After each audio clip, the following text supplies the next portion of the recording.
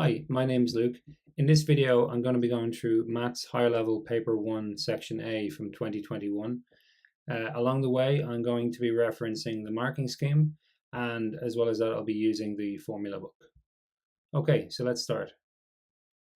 Okay, so question 1 is a question on complex numbers. And when we do questions on complex numbers, they're mainly just algebra questions with a little bit of a difference. And the main difference is that we have this I squared is equal to minus 1, so that will always come in. Another difference is when we're dividing by a complex number, we have to approach it a little bit differently.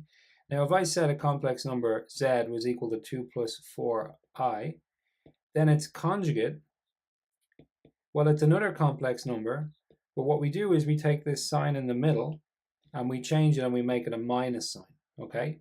And what we're going to do, and this is the special way that we do division of complex numbers, is we take that same complex number and we multiply it top and bottom by a fraction. Now you can always do this because if you multiply something over itself is always 1, and you can always multiply a fraction by 1 and not change it.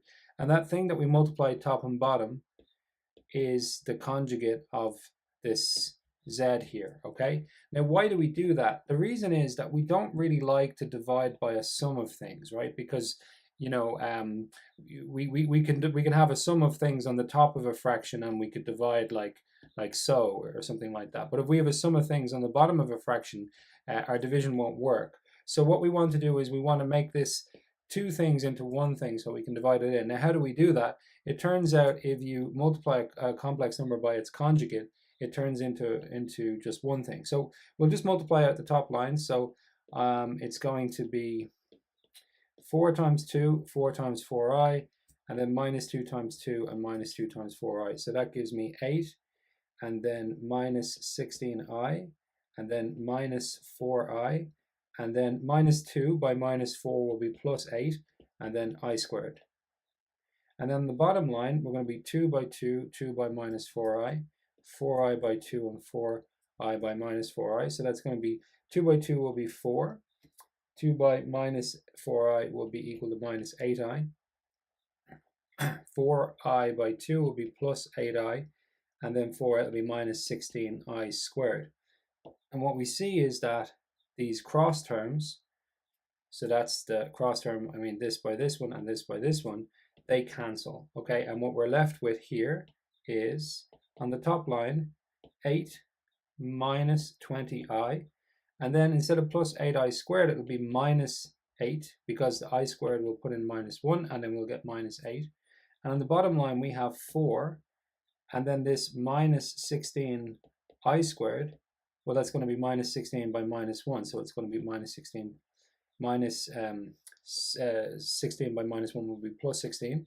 And so on the top line, we end up, they cancel off, and we have minus 20i over 20. So you see, this is what I mean. Now we are dividing by one thing instead of dividing. Initially we're dividing by two things, and then we can divide that in and we get minus I, which is the same as 0 minus I. Now the original question was up here, was 0 plus ki, so that would mean that k would have to be equal to minus 1. Okay, so for the next question, we have to work out the square root of a complex number, minus 5 plus 12i. Now, if we take, the square root of a normal number, we mean, what number when multiplied by itself will give us this number that's inside the square root. And in this case, it could be 2, but it could also be minus 2. So we'd say plus or minus 2. Now, what we're going to do here is we're going to say that the square root of minus 5 plus 12i, this is equal to some complex number a plus bi, right? So we want to find out, what complex number ends up being the square root of minus 5 plus 4i, in the same way as we're saying what number ends up being the square root of 4, okay? Now, in order to find this, what I'm going to do now is I'm going to square both sides. So I can now square both sides, okay? And on the left-hand side here, I get minus 5 plus 12i. And then on the right-hand side, I've got a plus bi multiplied by a plus bi, which is equal to, well, a squared plus 2abi plus b squared I squared, which is the same as a squared And then this b squared I squared, well, the I squared becomes minus 1, so this becomes minus b squared, and then it's 2ab times I. Okay, so when we write down complex numbers, we always write the first part without any i's in it, and we group them all together and we say that they're the real part. And then we take the second part, this 2ab, and this is the piece with the I in it, and then this is the imaginary part. And now what we can do is we can say, well, in the original complex number, the real part was minus 5. So that means that minus 5 is equal to a squared minus b squared. And then 12 is equal to 2ab. And this is a simultaneous equation. Okay, so now we have to work on this. So the first one, well, we can cancel off a 2 here. We've got 6 is equal to ab. And this tells us that b is equal to 6 over a. So now we can go back to this one here, and we've got minus 5 is equal to a squared minus b squared, which is minus 6 over a all squared, which is a squared minus 36 over a squared.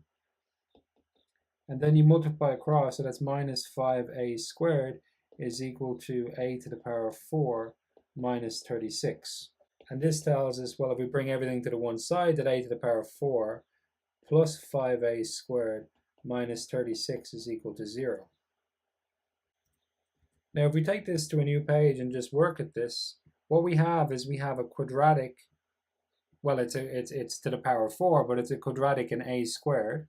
So we can separate a squared, and then two numbers that multiply to give 36, that add to give, that multiply to give minus 36, and that add to give plus 5.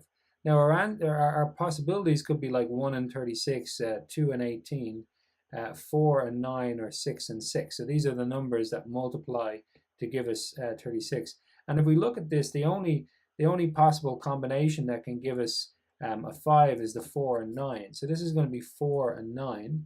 And what we need to be minus. So we need one of these to be plus and the other one to be minus. And then, but we need them to add to be plus 5. So I'm going to say this plus 9 and this minus 4 is equal to 0. And then this will be, well, either a squared minus 4 is equal to 0, or a squared plus 9 is equal to 0. This first one gives us that a squared is equal to 4. Is equal to, a squared is equal to 4, or a squared is equal to minus 9. Now we're going to disregard that one because we need a to be a real number. And this gives us that a is equal to plus or minus 2. Now remember from before that b was equal to 6 over a. b is equal to 6 over a. So that means that, well, if a is equal to 2, then b is equal to 6 over 2 is equal to 3. Or if a is equal to minus 2, then b is equal to minus 3. So we have our complex number 2 plus 3i, or minus 2 minus 3i. So these are the two complex numbers that if you were to take the square root, so if you were to square this complex number, you would get minus 5 plus 12i. Or if you were to square this complex number, you would get minus 5 plus 12i. Now we could have answered the previous question by using De Moivre's theorem. So De Moivre's theorem is here. And what happens in De Moivre's theorem is that you initially express the complex number in polar form, and then you have this power that's on the outside, and then you're going to drop that number in. So for us, the last time, what we could have done is express this minus 5 plus 12i in polar form, and then taken this n to be equal to a half, and then drop that in. But the method that we used was faster to do that, so that's why we went for that. But this time here, we won't have that option, and so it's going to be better to use De Moivre's theorem. So what I'm going to do is I'm going to say z, first of all. We don't know what it is, but we called it a plus bi. And z cubed is equal to minus 8. Now, because this is a question about complex numbers, why don't I just add on a 0i? You know, it's not wrong. It just writes down minus 8 as like a complex number with this I part in it, okay? So now z cubed is equal to a plus bi cubed. This is equal to minus 8 plus 0I. And then if we take the cubed root of both sides, we have a plus bi is equal to minus 8 plus 0I to the power of 1 over 3. Now, so this is the thing that we have to work out here. Okay, so now what we're going to do is we are going to take minus 8 plus 0I. Now this is a complex number that's given to us in Cartesian form. So what does that mean? That means that it has an x part and a y part. And we're going to convert that into a complex number that's written in polar form, which would be or cos theta plus I sine theta. Okay, so let me show you that on a diagram. So minus 8 plus 0I. This is minus 8 here, and then 0I, so this here. So if we take the, the x part of this, the real part of this here, and we take the imaginary part of this complex number, we can make a point, which is this point here, minus 8, 0, okay? And what we can do, so this is in Cartesian form. Now another way to get a point in an xy diagram like this is to not just think about the xy coordinate, but to think about the distance that the point is away from 0, and then the angle here. So that's this distance here is or, and this angle here is theta. Now, often when you do these questions, you have a triangle and you have to work out the angle inside the triangle and so on. But for us here, we can actually just see straight away from the diagram that the radius of this thing here has to be equal to 8 because it's just going out to that point there. So or is equal to 8, and then it's also clear that theta is equal to 180 degrees. Okay. So now we can write down this polar form here as or, which is 8 times cos of 180 plus I sine of 180 degrees. Now if you put this into your calculator, you're just going to get minus 8 plus 0I. Okay, so why are we doing this? Well, what I want to do is I want to take minus 8 plus 0I and I want to put it to the power of a third.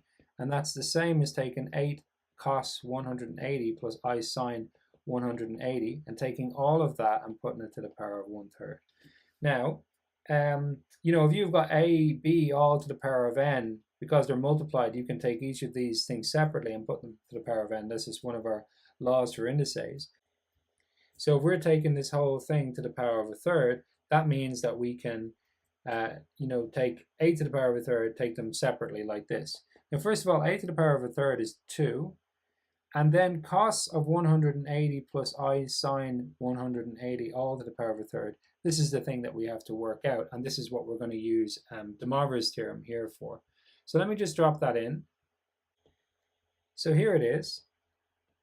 Now the temptation would just be to take that n and then to just play. We could just, the temptation is to take this 1/3 and just put it in here and put it in here. But if we do that, we're going to be, well, we're not going to be wrong. We're not going to get the full answer. We're only going to get a part of the answer. So the trick is when this power, okay, so when this n here, when it's less than 1, we have to modify this slightly. So let me write that below. So this is equal to 2, and then cos 180, and I'm going to put that in brackets and leave a gap there. Sine 180, and I'm going to put that in brackets and leave a gap there. And what we're going to do here is we're going to add in 360. This is the modification that we're going to do to the complex number. Now these two things are equal to each other, okay? Why are they equal? Because if you take an angle, let's say this is an angle theta, okay? And we think about what does adding 360n mean to this? Well, let's take n is equal to 0 first of all. Sorry, n is equal to 1 first of all. What that means is if you take theta plus 360, that means, there's your angle theta, and then do a full turn and you get back to the same spot again. And then if we took n is equal to 2, we'd be adding on 720. So that would be theta, and then do 2 full turns, and then you get back to the same spot again. So that's why we're allowed to add on 360 times n. Okay, so what do we do? So this is still to the power of a third.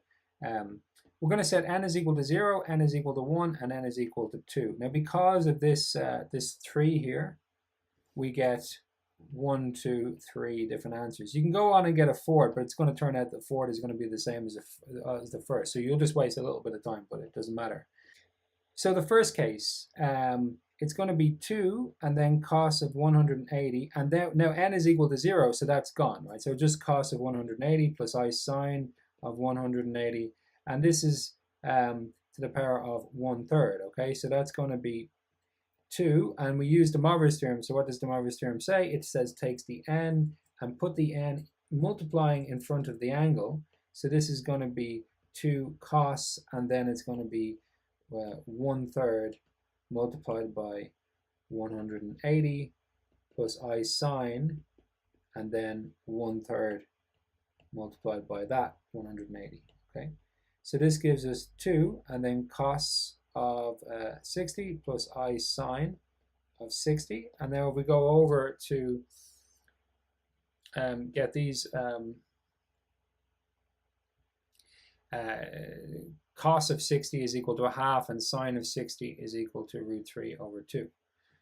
So this is 2 times 1/2 plus √3/2 times I, and then the 2's cancel, and we have 1 plus √3I. So that's our first answer. Okay, so then for the next case, n is equal to 1, we've got 2 cos, and it's going to be this time 180 plus 360, right?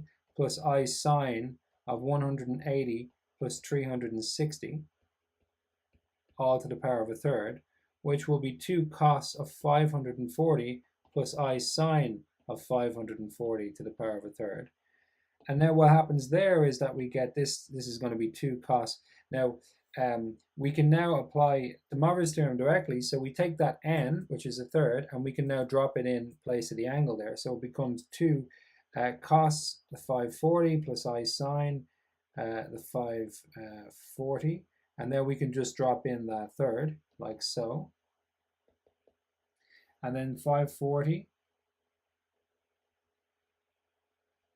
divided by 3 is 180. So this becomes 2 cos of 180 plus I sine of 180, which is equal to 2 times minus 1 plus 0I, which ends up being equal to minus 2.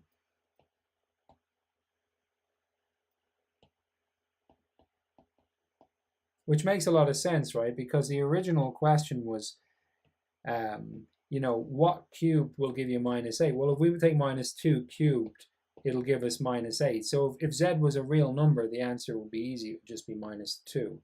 So that's this bit here, okay? And then the last piece is when n is equal to 2. So this time we have 2, and then cos 180, but then 2, this will be plus 720.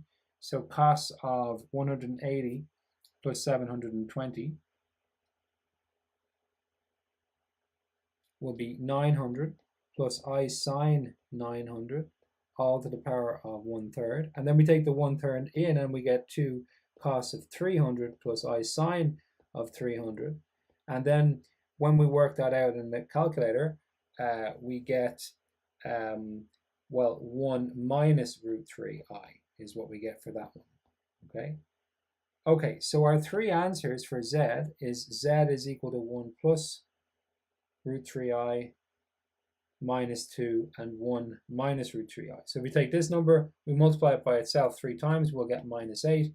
If we take this number, we multiply it by itself 3 times, we get minus 8. And finally, if we take that number, multiply it by itself 3 times, we get minus 8. Okay, so just want to look at the marking scheme then for question 1. So you can see the high partial credit here is 7 out of 10. And you get the high partial credit for doing this step here in the first line. So if you don't work out anything else below that, if you just realize that you have to multiply top and bottom by the complex conjugate, then you're going to get 7 marks out of 10. So that's good to know. Here, the high partial credit is 8 out of 10. And you're going to get 8 out of 10 if you find one of these, right? Or if you find the second one, or if you get that, if you just don't get the plus or minus part, if you just get one of them, it seems that you will get the high partial credit. And then there's obviously another way to do that question there, but I'll leave that to you to look at. And then here, the high partial credit is 8. And we get the high partial credit if we get one of the roots evaluated. So if we didn't put in this 2n pi piece here, or this 360 times n piece, then we would have just gotten the first answer, and that would still have given us the high partial credit. So question 2. There's a couple of ways of doing question 2. What I would sort of like recommend, if there's a simple way of doing a question with common sense, you can always just do it that way there, okay? So we realize that if we have like, the absolute value of something, like if we take the absolute value of like -4, what we're doing is we're just sort of we're neglecting the minus bit of it, right? We're just taking the positive value. So the absolute value of 4 then is also 4, okay? So the absolute value just gets rid of the sign, okay? So if we have the absolute value of x plus p, right? If this was a 5 inside, then the absolute value of 5 would give us 5. So the question is, how do we get a 5 in there, right, if x is equal to -3? So we'll rewrite that. X is -3, -3 plus p. Okay, so how do we get a 5 in there? Well, if p is equal to 8, then that would be -3 plus 8 would give us the 5. That's p is equal to 8. But likewise, or sorry, in the other way, the absolute value of -5 is equal to 5. So that would be like, so then the question is like, how do we get -5 to be in there? So -3 plus p. So here, if that p is equal to -2, then we would have -3 minus 2 is equal to the absolute value of -5 is equal to 5. Okay, so the two answers are p is equal to 8 and p is equal to -2. Now, another way to do this question would be to, well, okay, let's sub in the -3 plus p and the absolute value is equal to 5. And what we could do is we could square both sides, because as soon as you square both sides, you lose these absolute value signs. Because if you think about it, the absolute value makes things positive, but also squaring things makes things positive as well. So you can lose those absolute value signs when you square. So that would be p squared minus 6p plus 9 is equal to 25, and then we bring this across. So p squared minus 6p minus 16 is equal to 0. And then if we take brackets, p and p, okay, two numbers that multiply to give -16 and add to give -6. It's going to be 8 and 2, with the 8 being minus and the 2 being plus, equal to 0. And this gives us p is equal to -2 and p is equal to 8 as our two answers if we do it that way. The next question, x plus 4 is a factor of x cubed plus qx squared minus 22x plus 56. So we're told it's a factor of this thing here, so that means it divides in evenly. And it says show that q is equal to -5 and then find the other three roots. Well, the first thing to realize, if x plus 4 is a factor, then that means, basically, we'll have this x plus 4 is equal to 0, and then x is equal to -4. It's another way of telling you, if they tell you that x plus 4 is a factor, then it's x is equal to -4 is a root. And what we're going to do is we're going to sub in that -4, and we know that will give us 0. So the progression is that x plus 4 is a factor, -4 is a root, and then if we sub in -4 into f of x, then we get 0. Okay, so what happens when we sub it in? So that tells us that -4 cubed plus q times -4 squared minus 22 times -4 plus 56 is equal to 0. So we have, well, -4 cubed will be -64 plus 16q, and then plus 88, and then plus 56. So let me just take the 56 with the 64 first of all. They'll cancel and give me a -8. So I'll have -8 plus 16q plus 88, and then the 8 will cancel with this one here. So that'll be 16q plus 80 equal to 0. And then I'll have 16q is equal to -80, and divide across, and q is equal to -5. Okay, so that was the first part to show that q is equal to -5. Okay, so the next part is to find the three roots of f of x. How do we do that? Well, we're going to take we're going to take x plus 4 and we're going to divide it into x cubed. Now we found q is equal to minus 5, so I'm going to sub that in. Minus 5x squared minus 22x plus 56. Okay, so the first step is we put a number here that multiplies by the x so that here we get an x cubed. Okay, what does that be? Well, that has to be x squared. So we multiply the x squared by the x, we get an x cubed. Then we multiply the x squared by a 4 and we get plus 4x squared. And I'm going to draw a line like this. Okay, next step, we have to change the signs of these two. So we change the signs.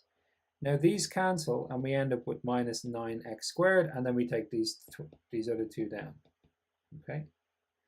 Okay, so that's the first stage. The next level, okay, we have to put a number here that multiplies by the x to give us a minus 9x squared there. Okay, what's that going to be? It's going to have to be minus 9x. So minus 9x multiplies by the x to give us minus x squared. Then we have to multiply it by that 4 there. It gives us minus 36x. And then draw that line there, change the signs, and then we see that these cancel. And then this one here gives me 14x plus 56. Okay, last step. And just notice that like the way it goes in a step of stairs like this, okay? Last step, a number here that multiplies by the x to give me a 14x. Well, that has to be 14. So 14x, and then the 14 multiplies by 4 to give me a 56, and then when we change the signs, we see everything cancels, which is what we expect because x plus 4 is a factor, so it goes in evenly. Now, just in the same way as we could, like, for example, take the number 30, and we could say, well, 30 is 2 times 15, but then we could take the 15 and say 2 times 3 times 5. So we can take this thing here, this second factor, and we can split that second factor into 2 more factors. That's what we have to do to get the 3 roots of this thing here. Okay, so take this second factor, x by x here, and then a 2 and a 7, and then a minus and a minus. So minus 2 by minus 7 will be 14, and then minus 2 and minus 7 will be 9. So we have x minus 2 and x minus 7. So x plus 4 is one factor, x minus 2 is another factor, x minus 7 is another factor, and we set them all equal to 0 because what we're going to get, you see, is, you know, we have x plus 4 times x minus 2 times x minus 7 equal to 0, and that's only possible if this is true. That would be a 0 here, which would multiply by everything else to give us 0, or if this is true, which that would be the 0, or if this is true here, right, then that would be the 0 multiplied by everything else to give you a 0, okay?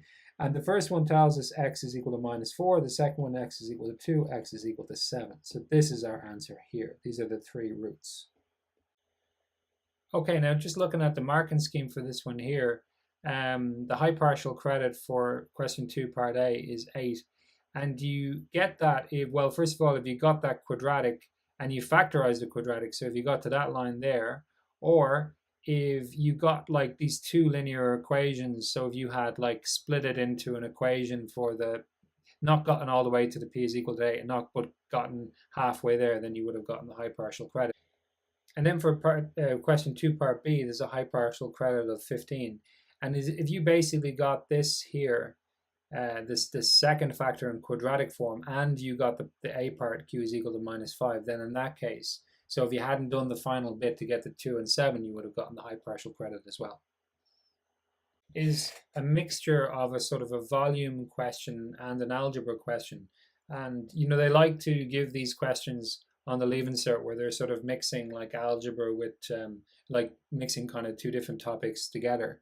And what's always going to help you when you do questions like this is to just go into your diagram and like put loads of like labels like in your diagram, okay? So like what we realize is that all of these faces here of this cuboid here, they're all like rectangles, okay? And we have this Z that appears, well, this is also Z here, right?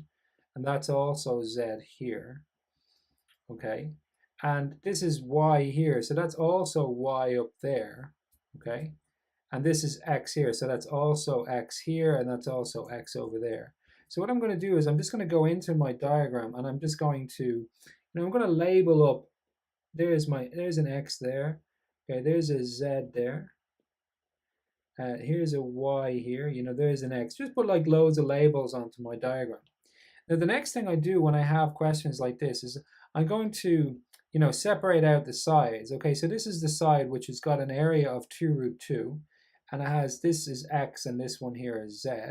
And here's another side here, so that's like, you know, this face here, right? So that's going to be, you know, 8 root 6 is the area, and then this side here is Z and this side here is Y. And then the top one, and I'm going to put the top one in a kind of a like a standing on the end like this. So this side here is X, and this top one here, sorry, this top one here, I mean.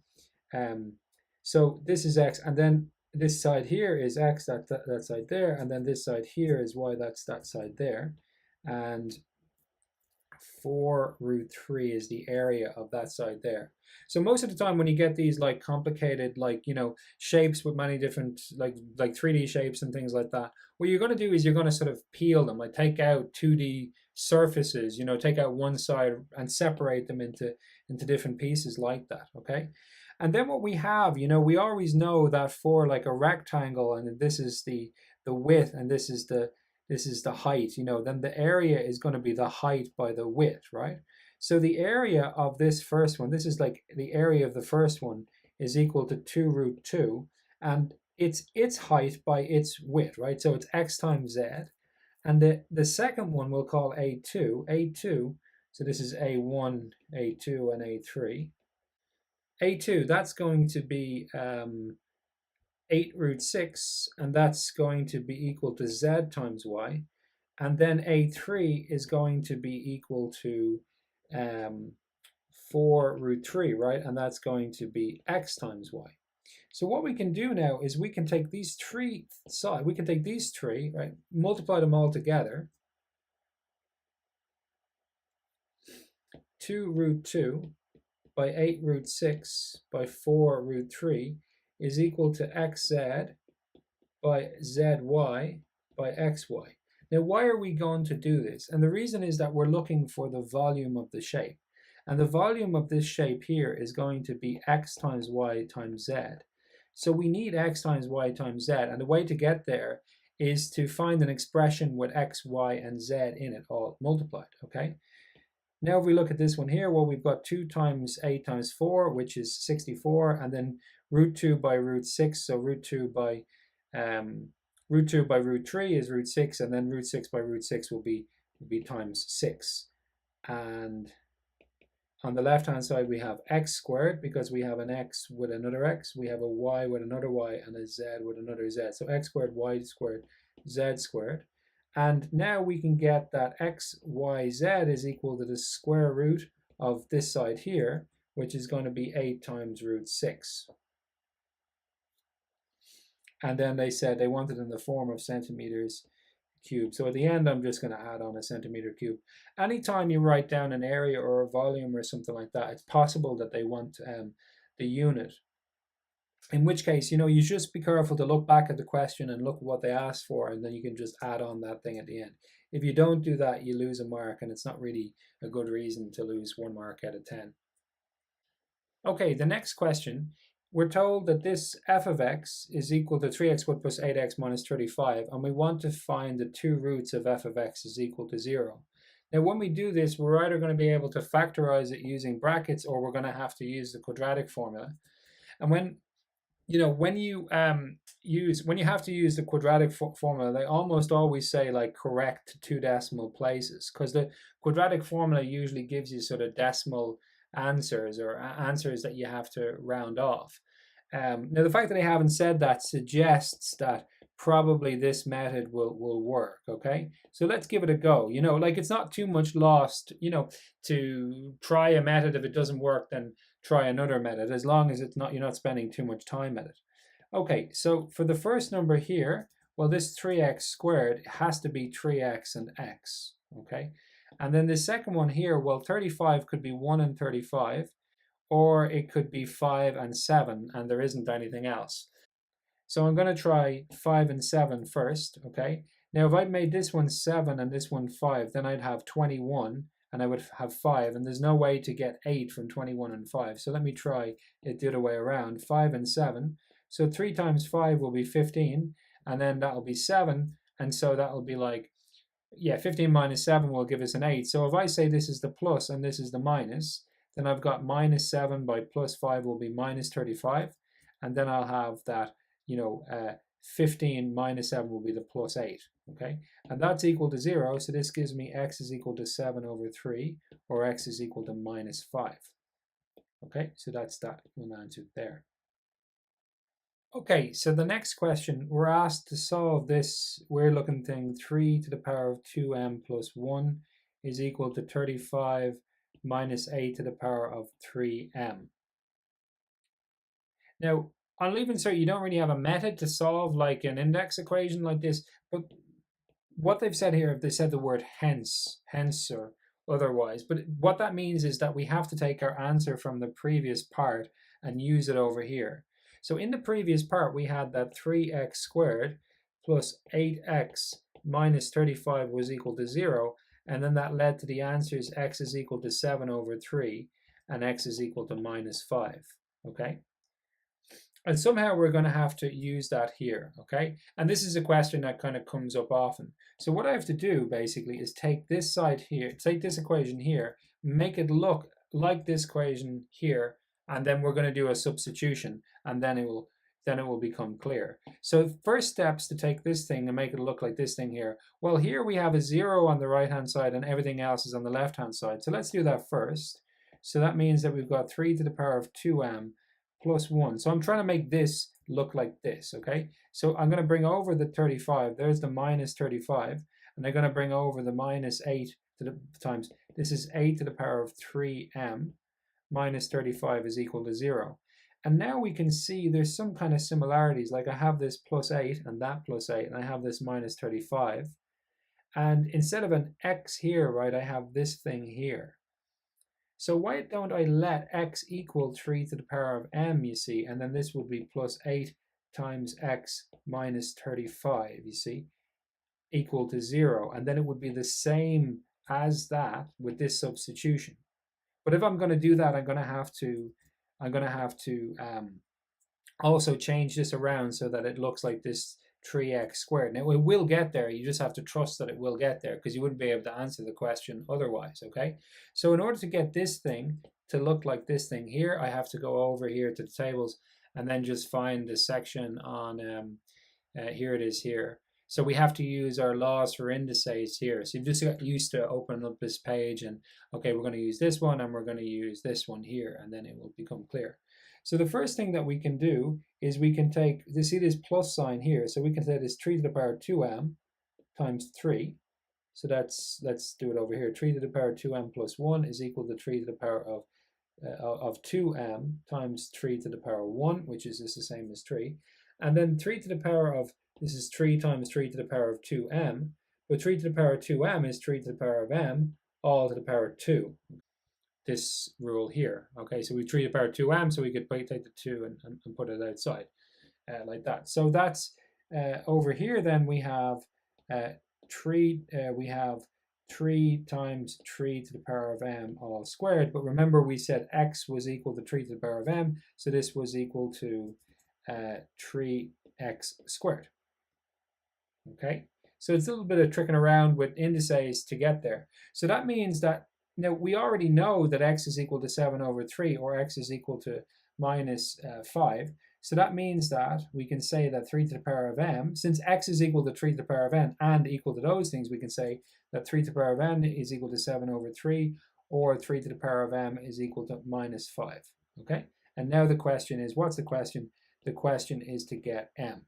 Okay, now this one we can disregard straight away because we can't, we can't take a number like 3. There's no power that will make it negative. Okay? You can't get a negative number by taking a plus number and putting it to some power. There's no special m that will get us there. Okay, no real number anyway. So then, so we only have to look at this one here, and now what we have to do is we have to, 3 to the power of m is equal to 7 over 3. We're going to have to get this m out of the index. So let me go to a new page for that. So 3 to the power of m is equal to 7 over 3. And if we go back and look at the tables again, this is a column here for indices, this is a column here for logs, and this is how we combine indices and logs. And this is the most important formula on this page is this one here. So let me just bring it across. Okay, now what does this formula here say? Okay, it looks a little complicated, but if you just look inside, you can see what happens. Here the x is a power, and on the other side the x is now down. And what's happened is we've put a log here onto the other side, and it's a log. Now when you have log, you always need a base number, so it's log to the base of whatever x was a power 4. Okay, so okay, so what we're going to do here is we're simply going to say m is equal to log of 7 over 3 to the base 3. Okay, now the question is, are we done now because we have m equal to something? And this is where they wanted our special form here, which is they wanted it written like this. See this log of p to the base 3 or something like that. So what does all that mean? All that means is we're going to have to go here and use one of the rules for logs. In particular, we're going to have to use this one here where we say log of something over something is log of that first thing minus log of the second thing. Okay, so this is log of the first thing to the base 3 minus log of the second thing to the base 3. And then if you ever have like log of a number and the base number is the same, this one ends up being equal to 1.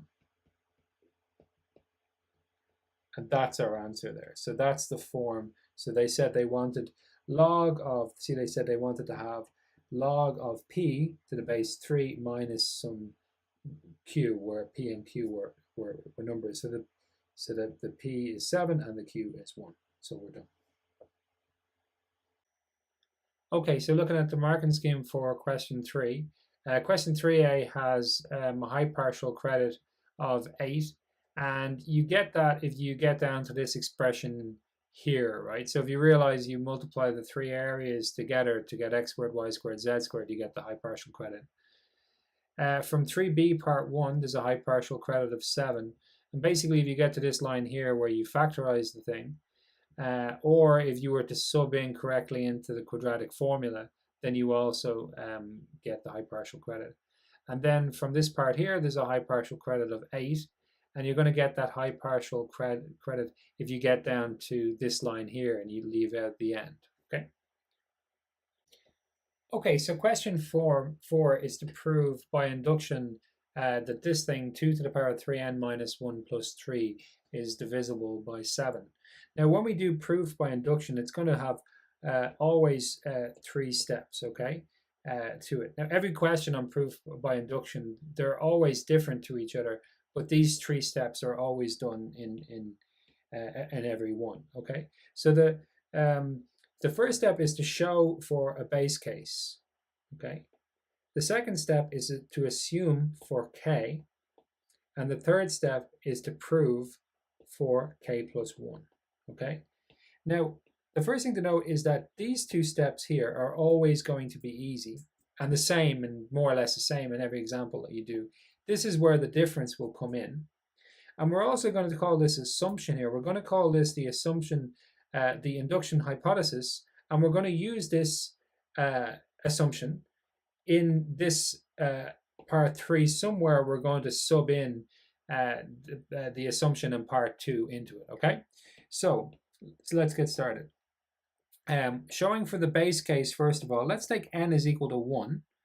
And then this thing 2 to the power of 3n minus 1 plus 3 becomes 2 to the power of 3 times 1 minus 1 plus 3, which is 2 to the power of 3 minus 1 plus 3, which is 2 to the power of 2 plus 3, which is 7. And 7 is obviously divisible by 7. I do this vertical line to mean divisible. So that's the first part. The second part is we're going to assume for k, okay? That means that there is some k so that 3k minus 1 plus 3 is divisible by 7. Okay. Now, what's going to happen is, if this is true, this expression here changes for every single value of n. So we've got like a chain of n is equal to 0, n is equal to 1, n is equal to 2, n is equal to 3. And this chain keeps on going on like this. Now what we're going to say is, somewhere in the chain n is equal to k, it's true. And we're going to assume that it's true somewhere in the chain. Now what we have to do is we have to show that if it's true for this one, then it's true for this one. And what happens is I think about this is like, imagine if you had a line of dominoes. So what we show is two things in this proof here. We show that it's true in a base case, and then we show also with step 2 and step 3 that if it's true for the previous one, it's true for the next one. So the fact that this one is true will make this one true, will make this one true, will make this one true, right down the chain like a chain of dominoes, like so. Okay, so that's how proof by induction works. Okay. So we've done step 1 and 2. Step 1 was show a base case. Step 2, assume for k. And now step 3, what we want to show is that 2 to the power of 3, and it's not going to be k, it's going to be k plus 1, and we have to put it in brackets, minus 1 plus 3 is divisible by 7. Okay, so let's take that over onto the next page and work on that. So this was our assumption. And I'm going to write down our assumption over here. We're going to use that 3 to the power of k minus 1 plus 3, that this one is divisible by 7. Okay, so we're going to start here with this, and then we're going to get down to a place where we end up with something that we know is divisible by 7. Okay, so first of all, let's multiply out those brackets. So that's 3k plus 3 minus 1 plus 3.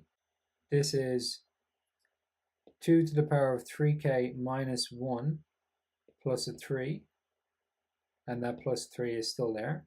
What I'm going to do is I'm going to take this piece here, and see I'm angling towards getting this thing here, so that's why I'm going to take that separately.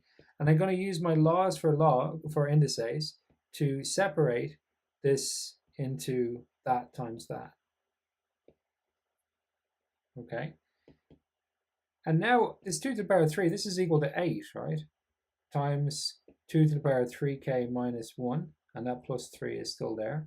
And this 8 could be written as 7 plus 1 times 2 to the power of 3k minus 1 plus 3. And then this is equal to 7 times 2 to the power of 3k minus 1.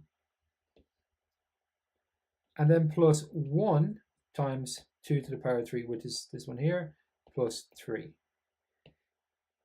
So now we have this original expression is now written as with two different parts, okay? Now this first part here, this is divisible by 7. Why? Because it's 7 multiplied by something, so it's obviously divisible by 7. And this second part here, this is divisible by 7 because of the induction hypothesis, because it's just the same thing as what was written in the induction hypothesis. And so we're done. We've proved this by induction. Why have we proved by induction? Because we've done the first step here. We've shown it works for a base case. When n is equal to 1, we get something that's divisible by 7. Then we assume for k.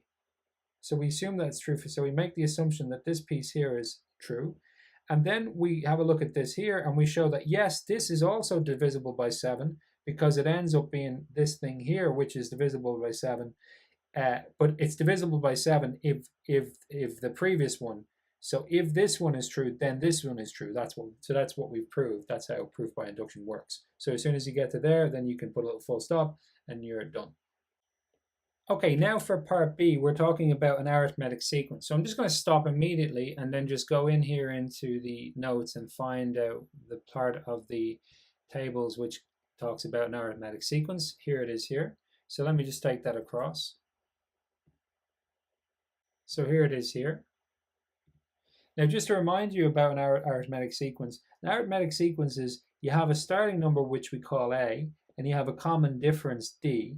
and then you add the d onto the a to get the second number in the sequence, and then you keep adding this d on to get the subsequent numbers in the sequence. So if we had a is equal to 2 and d is equal to 3, then the first number in the sequence will be 2, and then we would add the 3 onto the 2 to get a 5, and then add 3 onto the 5 to get an 8, and keep on going like this, okay? And what we would say then is that this is the first number, this is the second number, this is the third number, the fourth number, the fifth number, and so on. What they do is they don't want to just call it, just use a number. What they say is term 1, term 2, term 3, term 4, term 5, okay? And then we can think about term n. So we have a formula, instead of having to jump along the sequence like this, we could just jump up to any point in the sequence with the formula Tn is equal to a plus n minus 1 times d.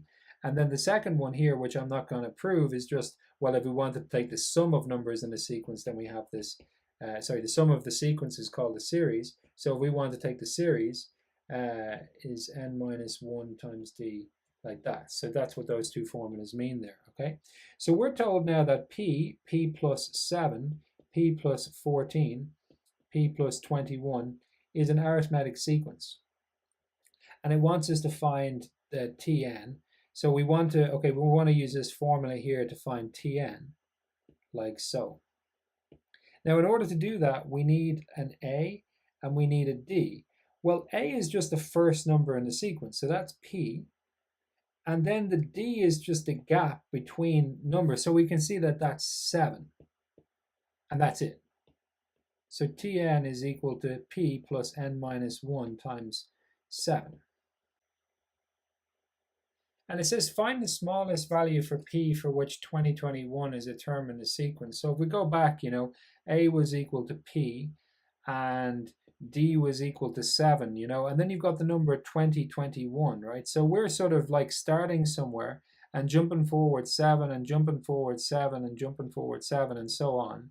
And it might happen that we land here on that number on 20, or we could also sort of jump over it, right? So what we want to do is find the smallest starting point so that we land exactly on 2021. Now, what happens to us a lot of the time when we're doing maths and we're using these formulas and stuff like this is that we get locked into the idea that there's a formula to solve everything. But, sometimes you want to find the magic formula that will do it, but other times you just sort of want to use your sort of common sense. And a way to think about this thing here is just to take this 2021 and then divide it by 7, okay? We'll have a look at why this is true now in a second. So this goes in 2 times. 7 goes into 22 times, remainder 6. Then 7 goes in there 8 times, remainder 6. And then this goes in 8 times, remainder 5. So what we see then is that 2021 is equal to, well, 7 times 288 plus 5, okay? And you see, the thing is that this fits right into our formula, right? That if we were to, so what was our formula from the previous page? So let me just take that over.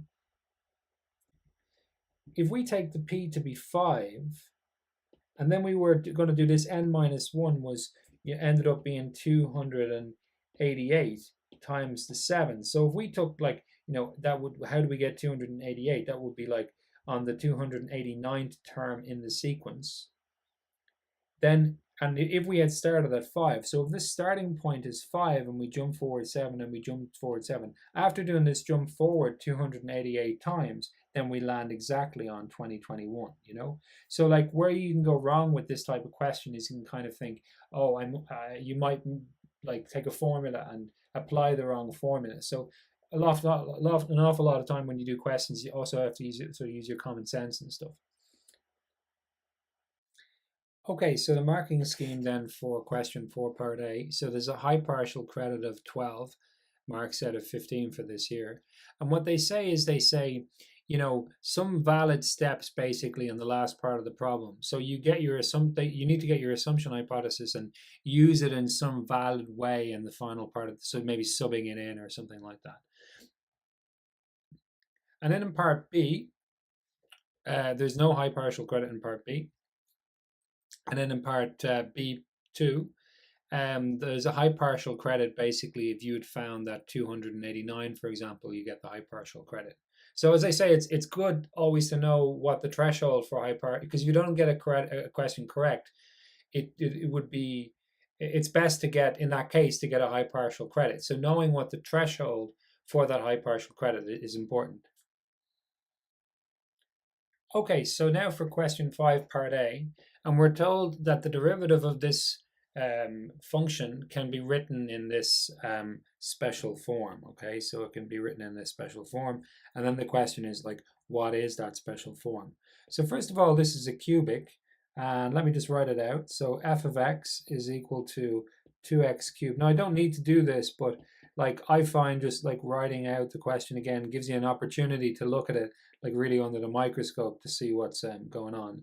And you know, we're going to have to get the derivative, so I'll differentiate this. So that's going to be 6x squared plus 12x minus 12. And this is a quadratic, and they want us to write the quadratic in this form where it's like ax plus b all squared plus c. Okay, so how to do this? First things first is, you see this a in front. What I'm going to do is I'm going to divide this 6 outside brackets. So 6x squared plus 12x, sorry, plus 2x minus 2. Okay, that's us gotten off to a start. So now we have to take this x squared plus 2x minus 2, and we have to do this step of completing the square. And how I do this is I look at x squared plus 2x, you see, and I ask myself, what squared, right, would give me this x squared and this 2x. Okay, well, it's always going to be the x. You see, that's what we get when we divide that number out in the first place, right? So we leave ourselves with an x squared, and then we take that number 2, you see, and we halve it, so plus 1. Because if we take x plus 1 all squared, it's going to be like x squared plus 2x plus 1, okay? So what we realize from that is if I take like this 1 over to the other side, you see I've got x plus 1 all squared minus 1 is equal to x squared plus 2x, okay? So this rough work piece here will really help you in this question. So what I'm going to do is I'm going to substitute this thing for x squared plus 2x, you see? And that's going to be equal to 6 times, and then big bracket, and then inside x plus 1 all squared minus 1 minus 2. And now I put those two together, I get 6 times x plus 1 all squared minus 3, and try not to lose track of brackets. And then this will be 6 times x plus 1 all squared minus 18. And we're done. So this would be my A here, this would be my B, and this is my C. So A is equal to 6, B is equal to 1, and C is equal to minus 18. So now in part 2, we're told that g of x is equal to 36x plus 5. And we want to find the range of values for x for which f prime of x is greater than g prime of x. Okay, so what we're going to need is we're going to need, you know, if we want to work on like f prime of x is greater than g prime of x, we're going to need what these things are. So from the previous part, f prime of x was equal to, so f prime of x was equal to 6x squared plus 12x minus 12. And we have that g prime of x from here, if we just differentiate this bit here, we get that to be 36. So now what we're going to do is we're going to say f prime of x is greater than g prime of x. That means that 6x squared plus 12x minus 12 is greater than 36. And we bring the 36 over, we've got that 6x squared plus 12x minus 48 is greater than 0. And you know what? I'm going to divide across by the 6, so that's x squared plus 2x minus 8 is greater than 0. Okay? So this question is actually turning into this question here, which is to solve a quadratic inequality. Now notice I could divide across by that 6 because it was a plus number and I didn't change the direction of the inequality. Okay, so how do I solve a quadratic inequality? Well, there are 3 steps. Step 1, you change it into an equation, a quadratic equation. Step 2 is you sort of solve it and plot it. And step 3 is you just look at it and then you make your judgment, okay? So if I take x squared plus 2x minus 8 is equal to 0, I'm going to break that into multiplying two brackets together. Okay, x and x, two numbers that multiply to give minus 8 and add to give plus 2. That's going to be 4 and 2 and minus and plus. And that's going to be x minus 2 is equal to 0, x is equal to 2, and x plus 4, x is equal to minus 4. Okay, so these are the two roots of this quadratic equation. And I go ahead and plot it. Now this is a quadratic equation with a plus number in front of the x squared here. And it has roots 2 and minus 4. So let me do this again, sorry. So this is minus 4 and 2. And then it's a U-shaped like that, okay? And the question was originally, so we turned it into a quadratic equation. We turned it into a quadratic equation, but originally it was this a quadratic inequality. And the question is, where is this quadratic greater than 0? Well, it's greater than 0 when it's above the x-axis, okay? And that's on these sort of tails here, right? So on this tail here, and this tail here, it's greater than 0. Now, what part of the x-axis does that correspond to? Well, this piece and this piece. And how can we write that in a mathsy way? Well, this piece could be written as x is less than minus 4, and this piece could be written as x is greater than 2. Now, it's strictly less than and strictly greater than because that's the way it was written there.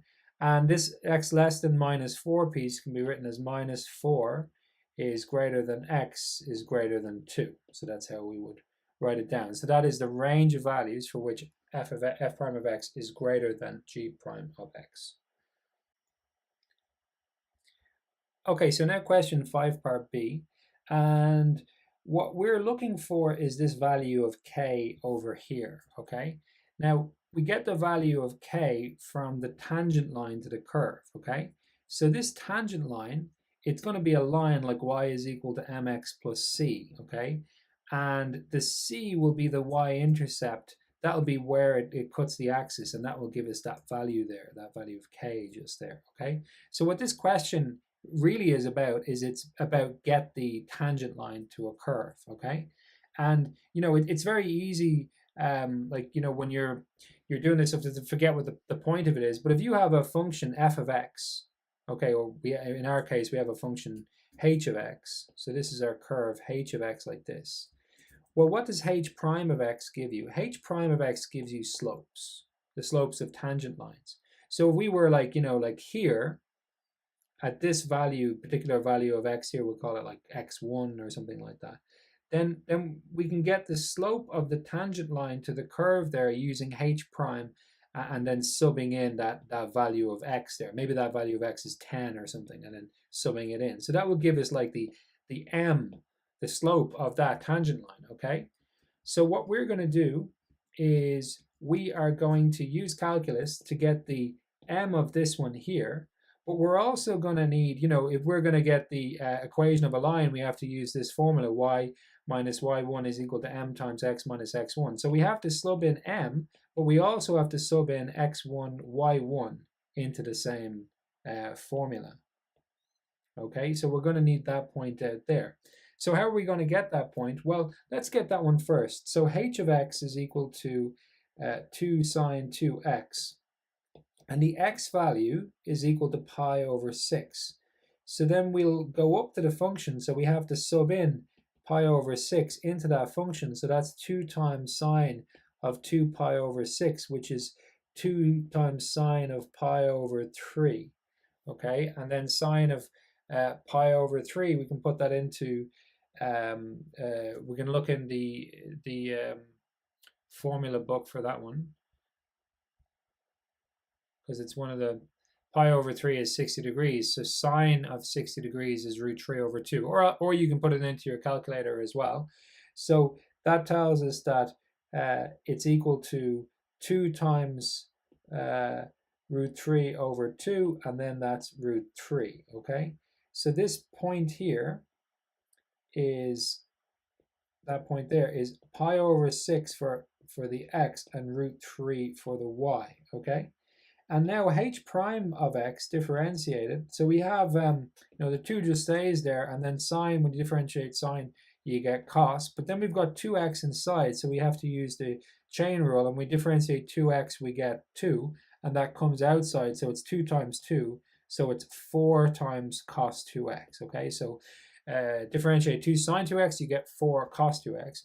And then we do h prime of pi over 6, so that's 4 cos of 2 times pi over 6, and then that's 4 cos of, pi over 3, and then using that same table there, cos of pi over 3 is a half, okay? So that's going to be 4 times a half, which is going to be equal to 2.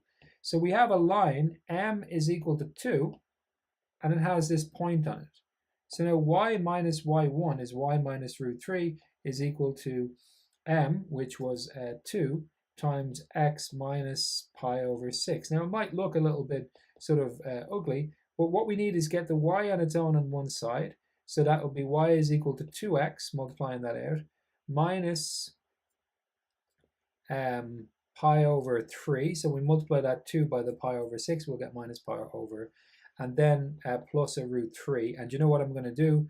I'm just going to swap those two around, write the root 3 first, plus root 3, and then the minus pi over 3.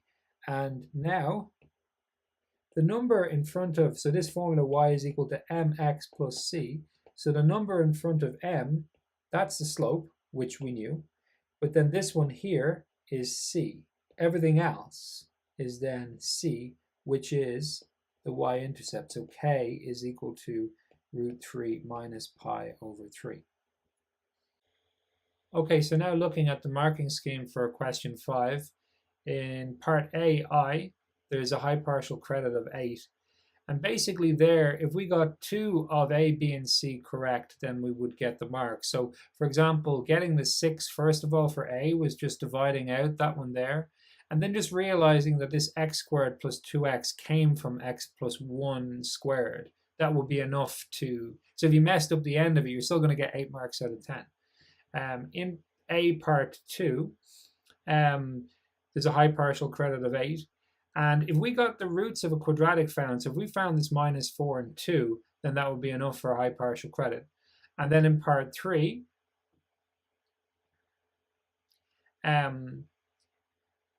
so there's a high partial credit of 8. And well, they say that there's like 4 parts of this question. So we have to differentiate this thing. We have to find the slope. We have to find the y value at that point. So we had to differentiate, find the slope, and then find the y value. So if we'd gotten to this point here, where we can sub these into the equation of a line to get the equation of the tangent line, then we get the high partial credit. Question 6. And this one's a little bit weird because this graph that we're given here, it's a quadratic, and but it's h prime of x, right? So normally we would be given some function, then we would have to find h prime of x, but we're given the graph of it. So it might sort of like be a little bit confusing. But anyway, the first part of the question is to show that h prime of x is equal to show that this graph here could be written down with this expression here. And what we notice about this graph is that in general, you can't read points off graphs. When they go through the axes, it's clear, okay? So this is clear that there's a point -1 for x, 0 for y, 3 for x, 0 for y, and 0 for x, and 6 for y, okay? So basically, if this here was the correct formula, then if we were to sub in these points here, we would get equality, okay? So first of all, h prime of -1 is equal to -2 times -1 squared plus 4 times -1 plus 6, which is -2 minus 4 plus 6, which is equal to 0. So this point here, that fits to that equation, okay? Now the next one, let's take h prime. We'll do this. Sorry, this point over here now. H prime of 3 is equal to -2 times 3 squared plus 4 times 3 plus 6 is equal to -2 times 9 plus 12 plus 6. And -2 times 9 is -18 plus 18 for 12 and 6, and that's a 0. So that one also fits. So this second point here fits. So now let's check this one here. and that's going to be h prime of 0, which is, okay, minus 2 times 0 squared plus 4 times 0 plus 6 is equal to 6. So that one also fits, okay? So that's enough to show that this h prime of x can be written as this thing here, okay? So this graph here can be written as this thing here. Then it says use h prime of x to find the maximum positive value of the slope of the tangent to h of x, okay? So we're going to be, when we do this question here, we're going to need this h prime of x formula and the graph from the previous page. So let me just copy this all over. Now, so we have some function h of x, and we don't know what that is yet. And then h of x has got derivatives h prime of x, and this is a plot of those derivatives, okay? Now remember, the derivative means the slope, and then the maximum slope will be the maximum of this graph here. So if we look at this graph here and we look for its maximum, then we'll have what the maximum slope of h prime of x is. It's kind of a standard question, but the way they've given to you is kind of a little bit confusing because they're asking all their questions about h prime of x. But what we do is we just take h prime of x and we just treat it like a function, any function that we're trying to get the maximum of, okay? So how do we do that? If we want to get the maximum of a function, we just we differentiate it and then we set it equal to 0, okay? So differentiating h prime of x will give us h double prime of x. That'll be minus 4x plus 4. And now we set that equal to 0.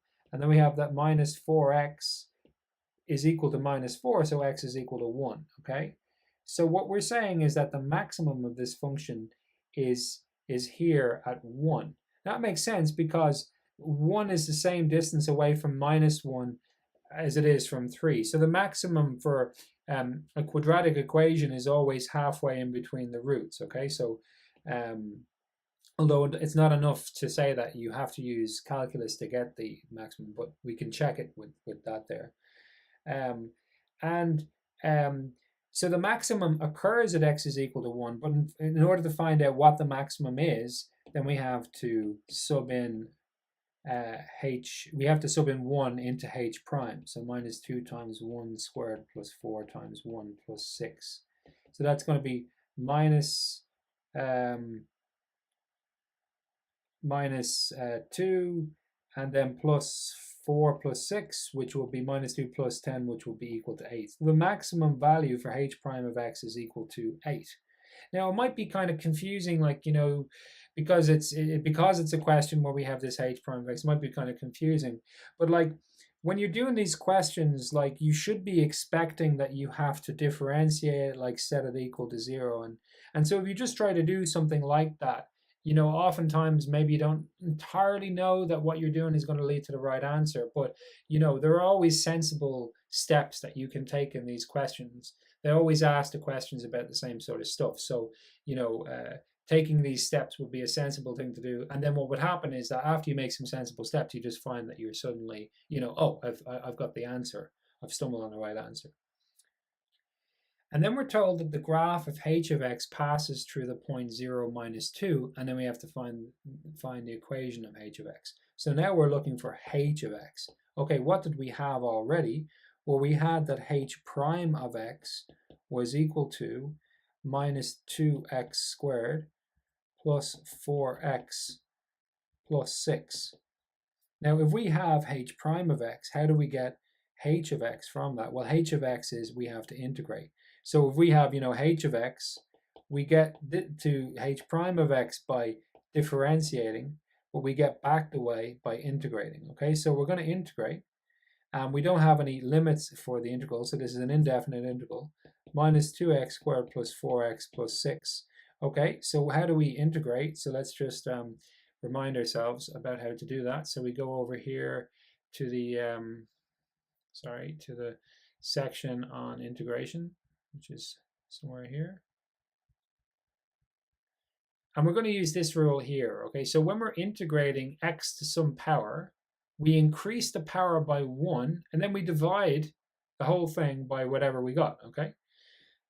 So for here, it's going to be equal to minus 2, because it's multiplying, so it doesn't do anything.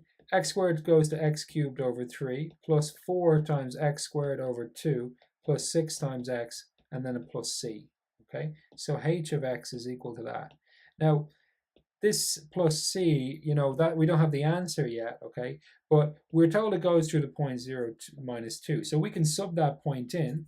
So h of 0, well, we know that that's going to be minus 2 is equal to minus 2 times 0 cubed over 3 plus 4 times 0 squared over 2 plus 6 times 0 plus c. So everything goes except for the c, which ends up being equal to minus 2.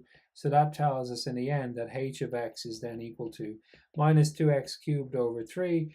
They cancel, plus 2x squared plus 6x minus 2. Okay, so for question 6a, there's a high partial credit of 8. And we get that high partial credit. In this case, there's a number of different ways that we can get the high partial credit. But for example, one of the ways was if we subbed in 2 of the points. So we verified that 2 of the points fit into the points from the graph fit into the function for h prime of x. That would be a way to get that. The reason why I concentrate on the high partial credit is because you know, if you're not going to get full marks, if you're going to fall short of full marks in a question, it's good to know where the high partial credit is, right? Because it's often, in some cases, it doesn't take very much to get the high partial credit. You just have to start off in the correct way and use the correct method. And then in part B, there's a high partial credit of 7, and you get that if you find that the maximum occurs when x is equal to 1. So if you get the derivative of h prime of x, if you get h double prime of x equal to this, and you find that you get the maximum x equal to 1, then you get the high partial credit. And then in part B, there's a high partial credit of 8. And basically, if you didn't get the c was equal to minus 2, but if you got down to this line here, and then you did some relevant substitution, so maybe you subbed in the minus 2 in place of x, but you didn't put in the 0, you didn't do that fully correctly. So if you fall short of this line here, you get the high partial credit. Okay, so thank you for watching my video on maths, higher level maths, paper 1, section A from 2021. I'm going to follow this video up with a video on section B, and there'll be other videos on other years. Okay, thank you.